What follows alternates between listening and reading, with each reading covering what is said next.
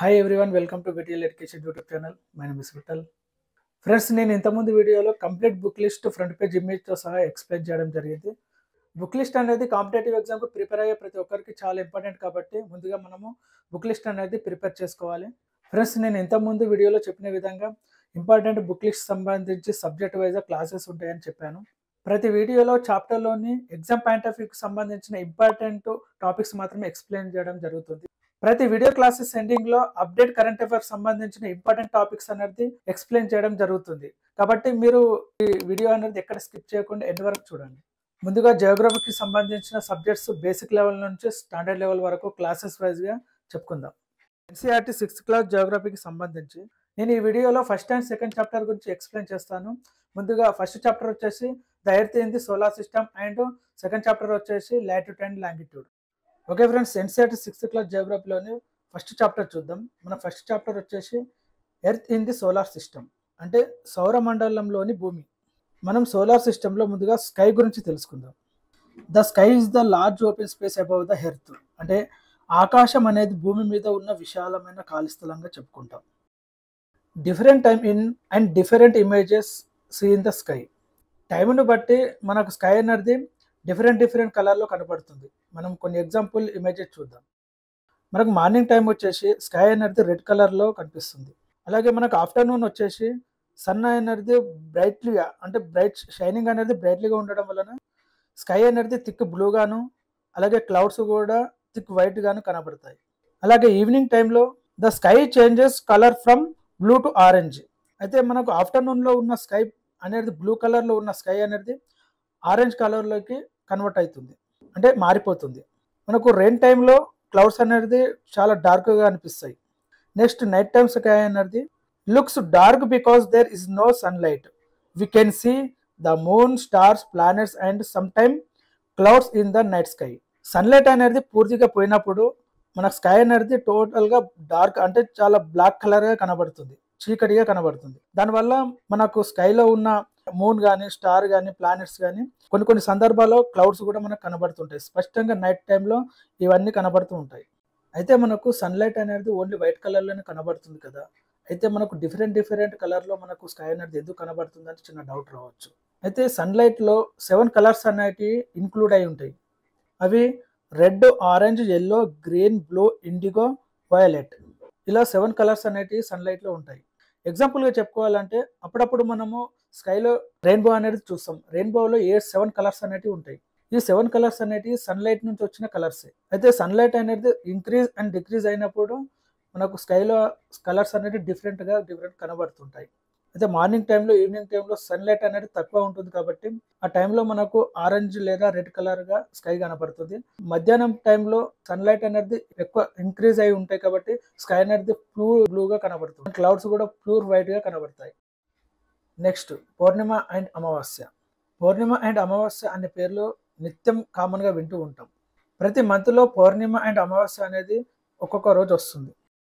అయితే మనం ముందుగా పౌర్ణిమ గురించి తెలుసుకుందాం. Sky in also see the moon on most of the days. The moon appear at different times in different shapes and different positions. మనం ఈ ఇమేజ్లో చూసినట్టయితే మూన్ అనేది స్కైలో 14 to 15 డేస్ కనబడతాడు.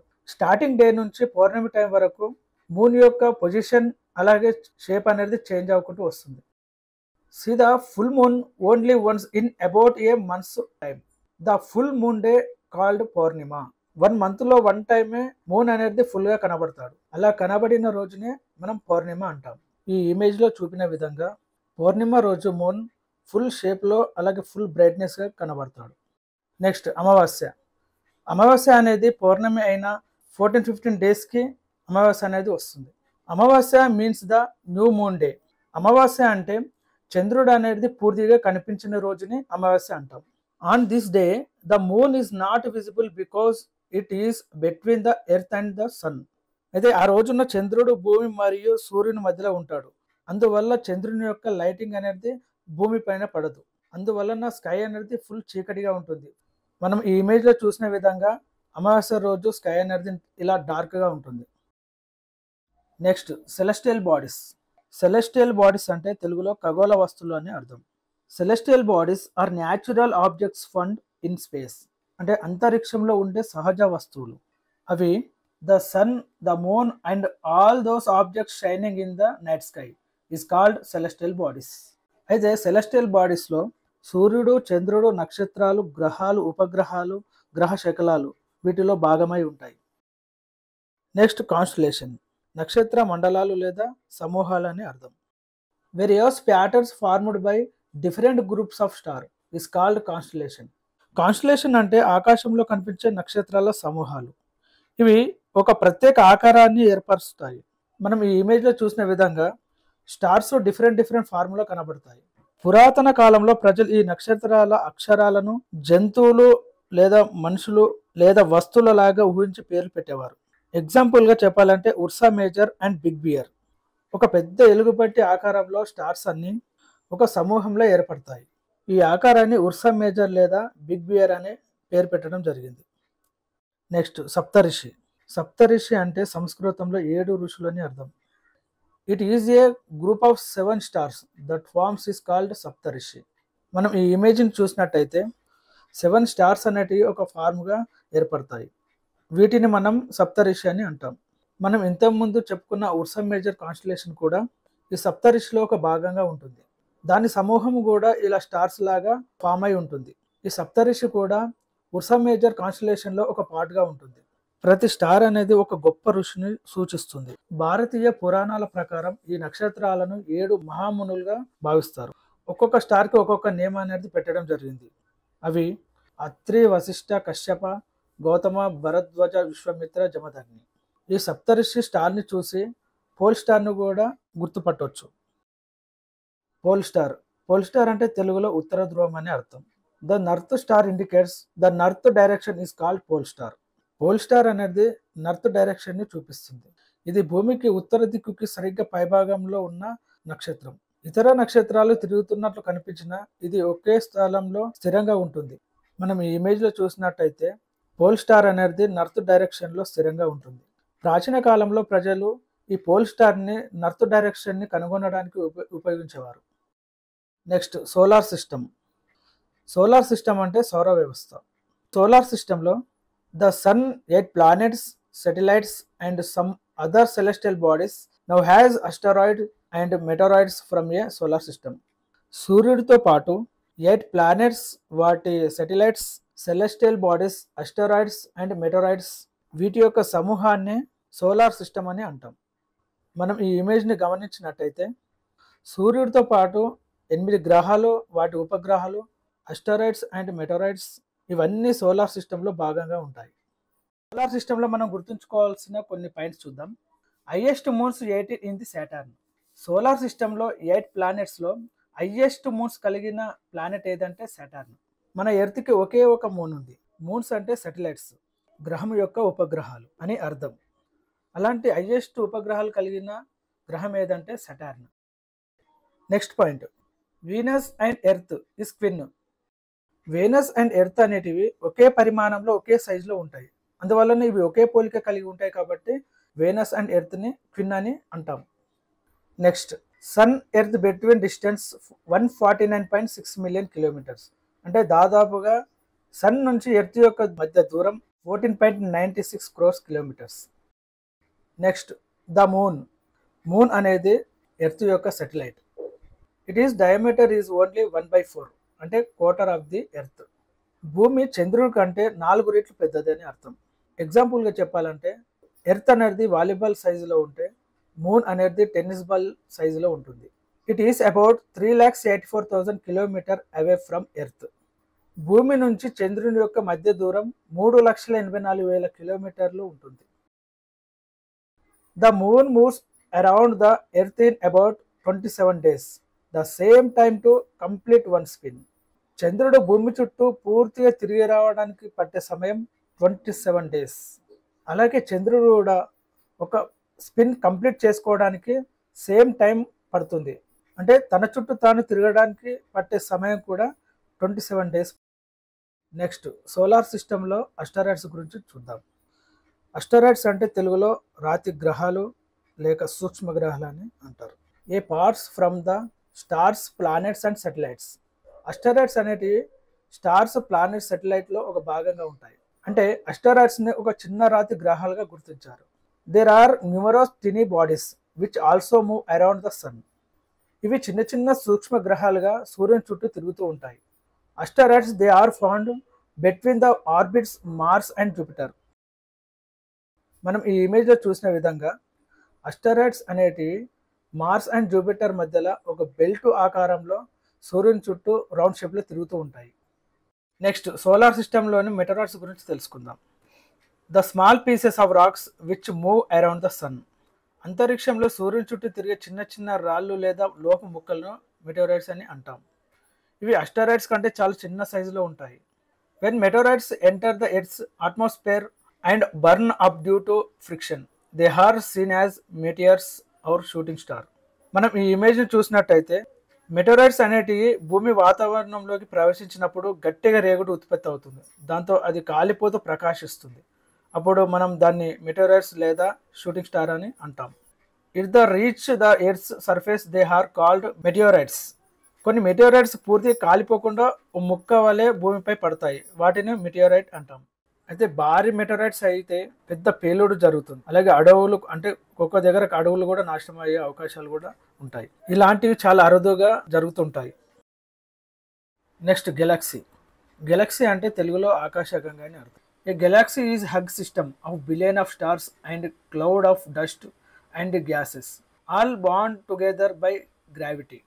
అంటే అనేక నక్షత్రాలు, గ్రహాలు, ఉపగ్రహాలు, ధూళి, వాయువు, శక్తి కలిసిన ఒక పెద్ద సమూహాన్నే మనం గెలాక్సీ అని అంటాం.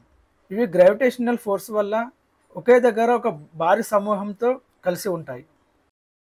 Or solar system is part of the Milky Way galaxy. అయితే మన సోలార్ సిస్టమ్ మిల్కీవే గెలాక్సీలో ఒక పార్ట్గా ఉంటుంది. Next universe. యూనివర్స్ అంటే విశ్వం. విశ్వం అనేది అమితమైనది. దీనికి చివర అనేది అంతం అనేది ఎవరు కూడా ఇప్పటివరకు ఖచ్చితంగా తెలియదు. ఇది ఇంకా విస్తరించుకుంటూనే పోతుంది. There are millions of galaxies that make the universe. మనం ఇంతకుముందు గెలాక్సీ గురించి అందులో బిలియన్ ఆఫ్ స్టార్స్ అనేటివి clouds of dust and gases అనేవి కలిగి ఉంటాయని చెప్పినాం. అలాంటి గ్యాలక్సీలు అనేటివి యూనివర్స్లో మిలియన్ కొద్దీ ఉంటాయి. అంటే అర్థం చేసుకోండి మన యూనివర్స్ ఎంత పెద్దదో. Including all matter, energy, planets, stars, galaxies.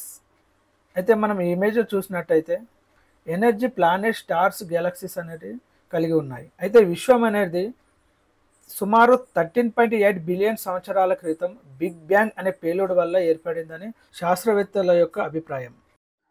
6th class జియోగ్రఫీలోని second chapter చూద్దాం. మన సెకండ్ చాప్టర్ వచ్చేసి లాటిట్యూడ్ అండ్ లాంగిట్యూడ్, అక్షాంశాలు, రేఖాంశాలు. Latitudes are imaginary horizontal lines draw on the earth. భూమిపై సమాంతరంగా గీయబడిన కల్పిత రేఖలను మనం అక్షాంశాలని అంటాం. అలాగే longitudes are imaginary vertical lines draw on the earth. భూమిపై నిలువుగా గీయబడిన కల్పిత రేఖలను లాంగిట్యూడ్స్ అంటాం. Latitudes east to west direction రేఖలు. ఇవి ఉష్ణోగ్రత మరియు వాతావరణాన్ని తెలియజేస్తాయి. అలాగే longitudes north to south directions. ఇవి సమయాన్ని మరియు స్థానంని తెలియజేస్తాయి. మనం ముందుగా ఈక్వేటర్ గురించి తెలుసుకుందాం. ఈక్వేటర్ అంటే ఏంటి? భూమధ్య రేఖ. The imaginary line running on the globe divides it into 2 equal parts. This line is now as the equator.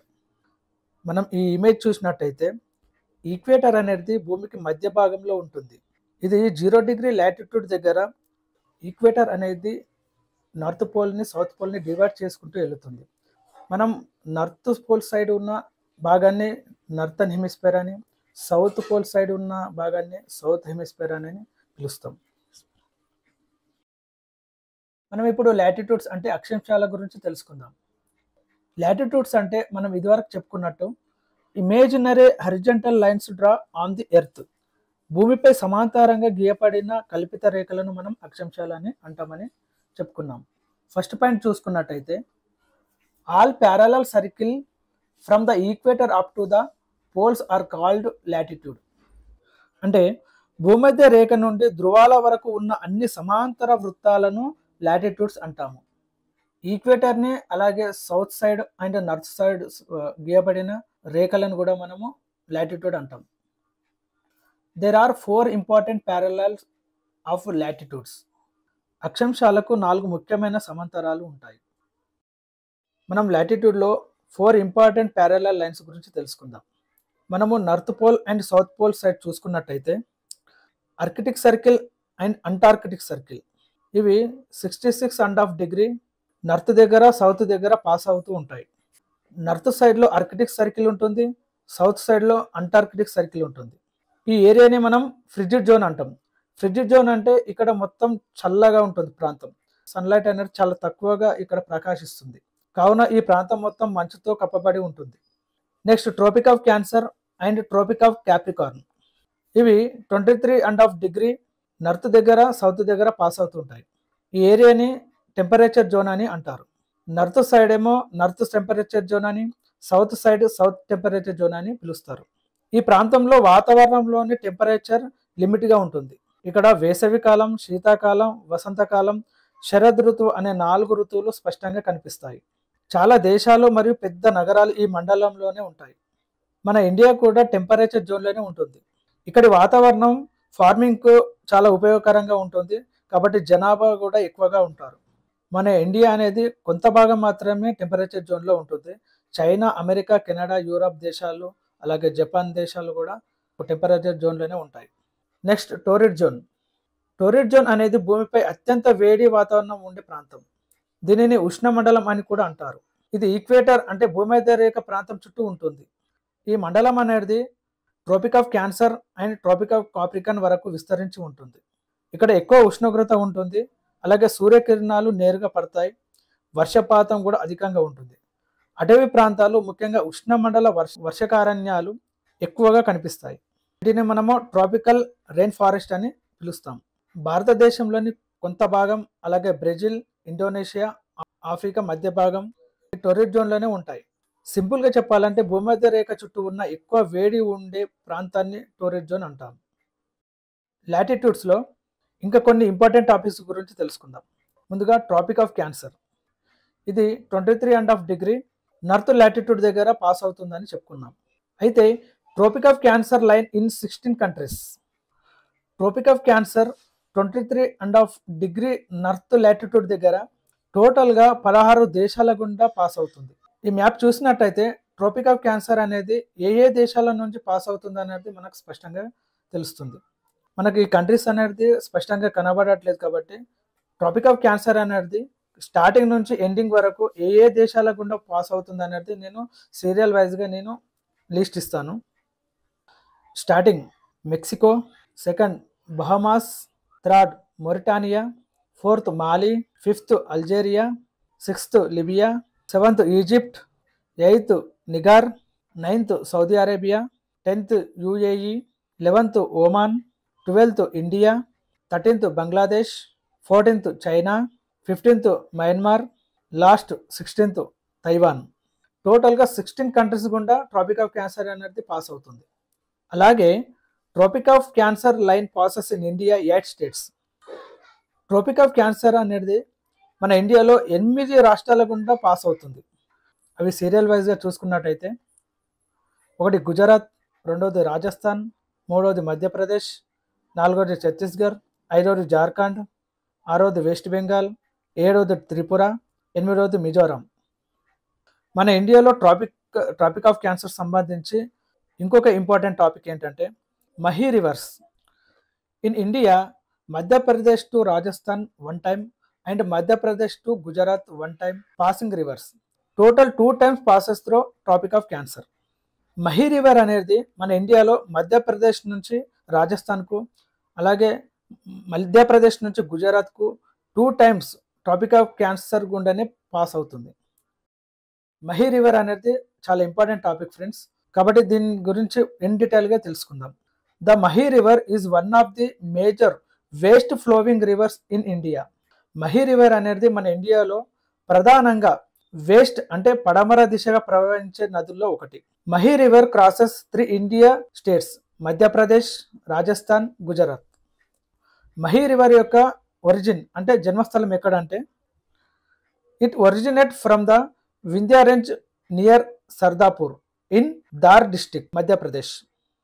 Mahi river యొక్క ప్రారంభం అనేది వింధ్యా రేంజ్ దగ్గర సర్దార్పూర్లో, తార్ డిస్ట్రిక్ట్ నుంచి మొదలవుతుంది. Flow path from Madhya Pradesh it flow northward into Rajasthan and then turns south west to enter Gujarat. Mahi river Madhya Pradesh నుండి northward అంటే ఉత్తర దిశ నుండి flow అవ్వుకుంటూ రాజస్థాన్కు చేరుతుంది. అలాగే సౌత్ వెస్ట్ నుంచి టర్న్ అయ్యి గుజరాత్కి ఎంటర్ అవుతుంది. మహీ రివర్ యొక్క head point. Finally it drains into the gulf of Kutch, Arabian sea. Mahi river అనేది ఫైనల్గా గల్ఫ్ ఆఫ్ కచ్ దగ్గర డ్రైన్ అయ్యి అరేబియన్ సీలోకి కలుస్తుంది. మహీ రివర్ యొక్క టోటల్ లెంత్ చూద్దాం. Around 583 kilometres. మహీ రివర్ అనేది మన ఇండియాలో టోటల్గా 583 కిలోమీటర్ అనేది పాస్ అవుతుంది. నెక్స్ట్ మెయిన్ ట్రిబ్యూటరీస్ అంటే ఉపనదులు. మహీ రివర్ యొక్క ఉపనదులు చూద్దాం. సోమ్, అనాస్, పనామ్ రివర్స్. మహీ రివర్కి మొత్తం 3 ఉపనదులు ఉన్నాయి. అవి సోమ్, అనాస్, పనామ్ రివర్స్. మహీ రివర్ యొక్క డ్యామ్స్ వచ్చేసి famous dams on the river include Mahi Bajaj Sagar dam Rajasthan and Kadana dam Gujarat. Mahi river dams అనేటివి మన ఇండియాలో మహీ బజాజ్ సాగర్ డ్యామ్ రాజస్థాన్లో, అలాగే కడానా డ్యామ్ గుజరాత్లో ఇవి ఫేమస్ డ్యామ్స్గా పిలువబడతాయి మన ఇండియాలో. లాటిట్యూడ్లోని ట్రాపిక్ ఆఫ్ కాప్రికార్న్ గురించి తెలుసుకుందాం. Tropic of Capricorn 23.5 degree south గుండా పాస్ అవుతుంది. Tropic of Capricorn line passing 10 countries. Tropic of Capricorn అనేది 10 దేశాల గుండా పాస్ అవుతుంది. మనం ఈ మ్యాప్లో చూసినట్టయితే సీరియల్గా కంట్రీస్ నేమ్ అనేది మెన్షన్ చేస్తున్నాను. 1 పరగ్వే, 2ది చీలే, 3ది అర్జెంటీనా, 4ది బ్రెజిల్, 5ది నమీబియా, 6ది బర్స్వానా, 7ది సౌత్ ఆఫ్రికా, 8ది మాజ్బిక్, 9ది మడగాస్కర్, 10ది ఆస్ట్రేలియా. టోటల్గా 10 కంట్రీస్ గుండా ట్రాపిక్ ఆఫ్ కాప్రికార్న్ అనేది పాస్ అవుతుంది. Next longitude. The line of reference running from north pole to south pole are called meridian of longitude. ఉత్తర ధ్రువం నుండి దక్షిణ ధ్రువం వరకు వేసిన కల్పిత నిలువు గీతల్ని మనం లాంగిట్యూడ్ అంటాం.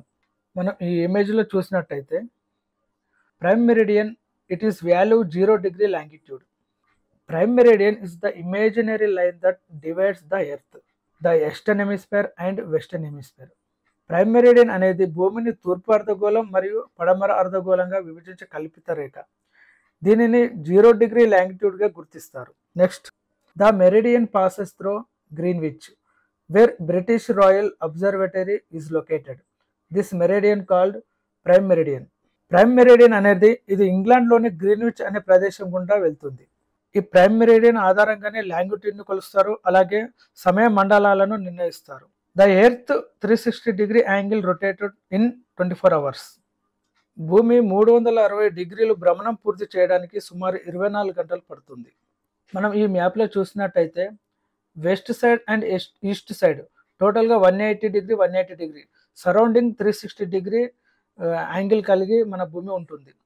తన కక్షలో 360 డిగ్రీ ఎర్త్ రొటేట్ అవ్వడానికి 24 అవర్స్ టైం పడుతుంది.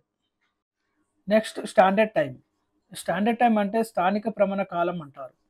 ఒక దేశం లేదా ప్రాంతంలో సమయాన్ని ఒకే విధంగా నిర్ణయించి అందరూ అనుసరించే సమయాన్ని స్టాండర్డ్ టైం అంటారు. భూమిపై అన్ని ప్రాంతాల్లో సూర్యోదయం, సూర్యాస్తమయం అనేది వేరువేరుగా ఉంటుంది. అలాగే టైం జోన్ కూడా వేరుగా ఉంటుంది.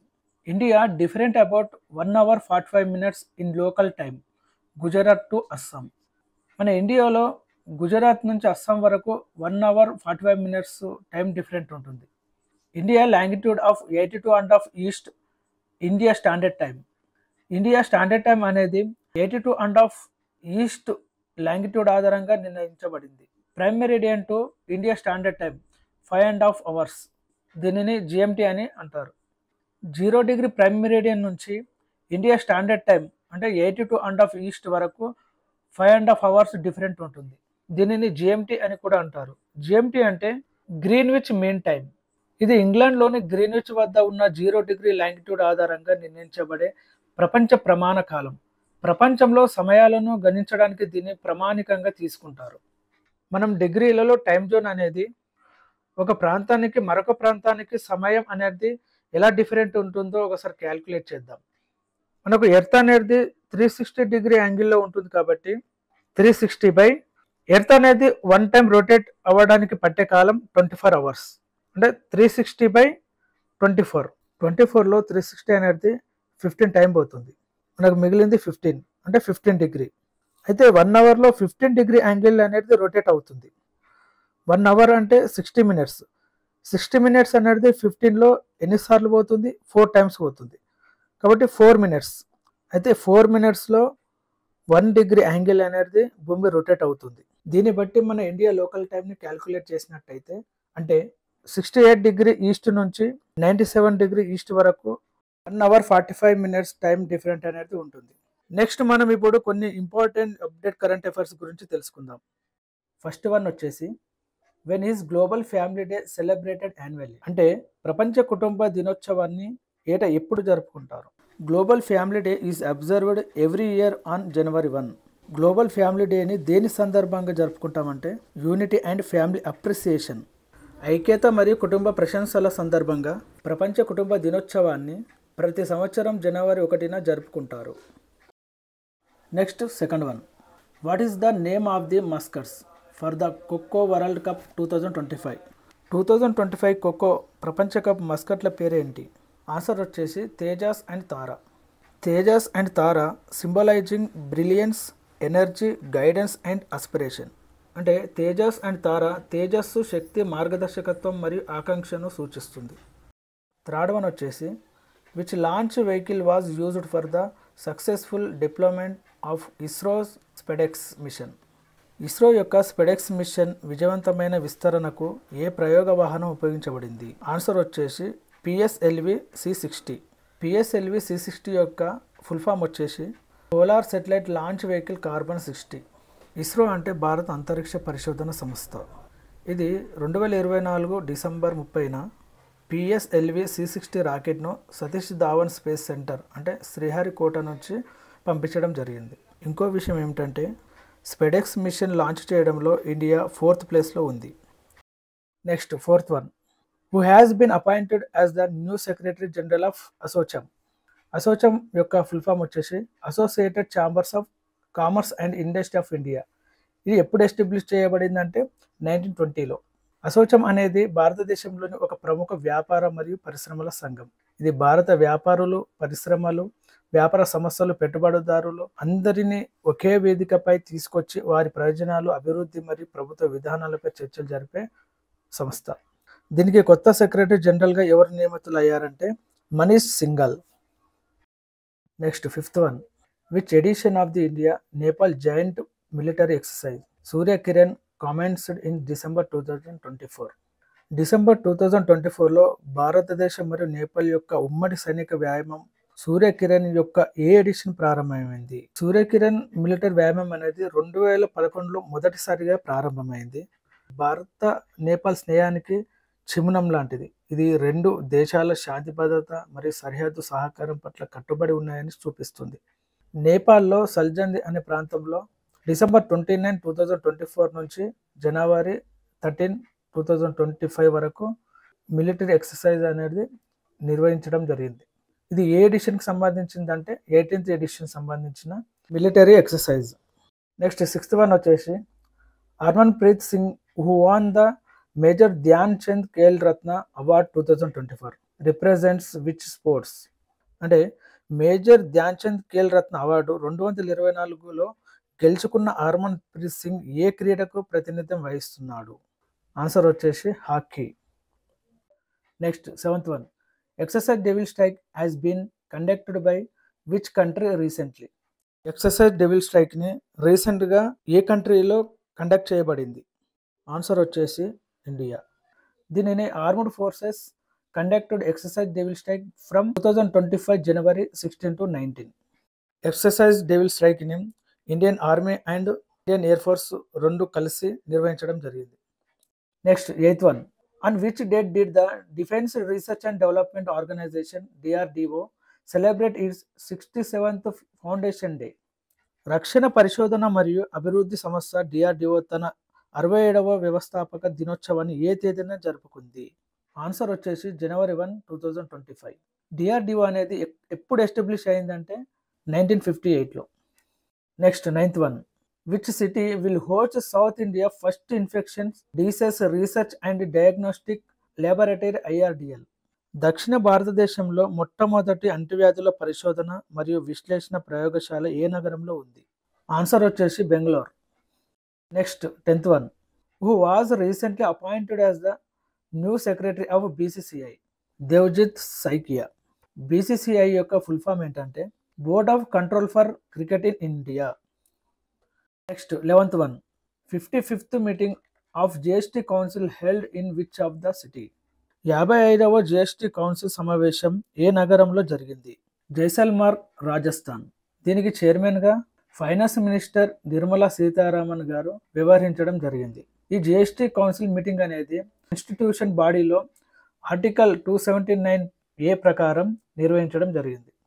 Next 12th one, who was elected as the 13th prime minister of India in 2004? Answer వచ్చేసి డాక్టర్ మన్మోహన్ సింగ్. ఇతను ఫైనాన్స్ మినిస్టర్గా అలాగే రిజర్వ్ బ్యాంక్ ఆఫ్ ఇండియాకి గవర్నర్గా కూడా పనిచేయడం జరిగింది. Next 13th one, on which day national youth is celebrated annually in India? భారతదేశంలో ఏటా జాతీయ యువజన దినోత్సవాన్ని ఏ రోజున జరుపుకుంటారు? ఆన్సర్ వచ్చేసి 12th జనవరి. అయితే ఇది ఎవరి బర్త్డే యొక్క సందర్భంగా జరుపుకుంటారంటే Swami Vivekananda. Next 14th one, which country hosted 16th conference of the parties COP16 to the United Nation conventional to combat desertification UNCCD? ఎడారీకరణను ఎదుర్కోవడానికి ఐక్యరాజ్య సమితి సమావేశం UNCCDకు సంబంధించిన 16వ పార్టీల సమావేశం COP16ను ఏ దేశం నిర్వహించింది? ఆన్సర్ వచ్చేసి సౌదీ అరేబియాకు సంబంధించిన రియాద్ హోస్ట్ సిటీ అనే ప్రాంతంలో నిర్వహించడం జరిగింది. UNCCD 1994లో ఎస్టాబ్లిష్ అయింది. దీని యొక్క యామ్ వచ్చేసి restore 1.15 million hectares of land. అలాగే మన ఇండియా కూడా అరవల్లి గ్రీన్ వాల్ ప్రాజెక్ట్ని ప్రజెంట్ చేయడం జరిగింది. Next 15th one, in India which part has been identified as a key global hotspot for threatened fresh water species by IUCN International Union for Conservation of Nature? భారతదేశంలోని ఏ ప్రాంతాన్ని అంతర్జాతీయ ప్రకృతి పరిరక్షణ సంస్థ అంతరించిపోతున్న మంచినీటి జాతులకు కీ గ్లోబల్ హాట్స్పాట్గా గుర్తించింది? ఆన్సర్ వచ్చేసి Western Ghats. Next 16th one, what is the primary objective of the national broadband mission NBM 2.0? National broadband mission NBM 2.0 యొక్క ప్రాథమిక లక్ష్యం ఏమిటి? ఆన్సర్ వచ్చేసి to connect the remaining 1.7 lakh villages in India with broadband. భారతదేశంలో మిగిలిన 1.7 lakh గ్రామాలకు broadband అంటే వేగవంతమైన ఇంటర్నెట్ కనెక్టివిటీతో కలపడం దీని యొక్క ప్రాథమిక లక్ష్యం. NBM 2.0 టార్గెట్ ఏంటంటే 60% రూరల్ హౌస్ హోల్డర్కి 100 Mbps మినిమం డౌన్లోడ్ స్పీడ్ అనేది అందివ్వడం దీని యొక్క మెయిన్ టార్గెట్. NBM 2.0తో పాటు సంచార్ సతి యాప్ కూడా లాంచ్ చేయడం జరిగింది. Next 17th one, on what date did the Lokpal of India celebrate its inaugural foundation day? భారత లోక్పాల్ దాని స్థాపన దినోత్సవాన్ని ఏ తేదీన జరుపుకుంటారు? ఆన్సర్ వచ్చేసి జనవరి 16, 2025 జరిగింది. లోక్పాల్ అండ్ లోకయుక్త్ యాక్ట్ 2013 ద్వారా జనవరి 16, 2014లో ఎస్టాబ్లిష్ చేయడం జరిగింది. జస్టిస్ AM కన్విల్కర్ దీనికి చైర్పర్సన్గా ఉన్నాడు. Next 18th one, who assumed charge as the CEO of the unique identification authority of India UIDAI on January 1, 2025? జనవరి 1, 2025న భారత విశిష్ట గుర్తింపు ప్రాధికార సంస్థ UIDAI CEOగా ఎవరు బాధ్యతలు స్వీకరించారు? ఆన్సర్ వచ్చేసి భువనేష్ కుమార్ IAS, ఉత్తరప్రదేశ్. ఇది ఫ్రెండ్స్ ఈరోజు క్లాసెస్. మా ఎక్స్ప్లెనేషన్ మీకు ఎంతవరకు అర్థమైంది అంటే మీకు ఎంతవరకు రీచ్ అవుతుందో మాకు కామెంట్ రూపంలో తెలియజేయండి. ఎందుకంటే మా ఎక్స్ప్లెనేషన్లో ఏమైనా తప్పులు ఉన్నా కానీ మేము సెర్చ్ చేసుకోగలుగుతాం. ఇక్కడ నుంచి క్లాసెస్ అనేది కంటిన్యూగా ఉంటాయి.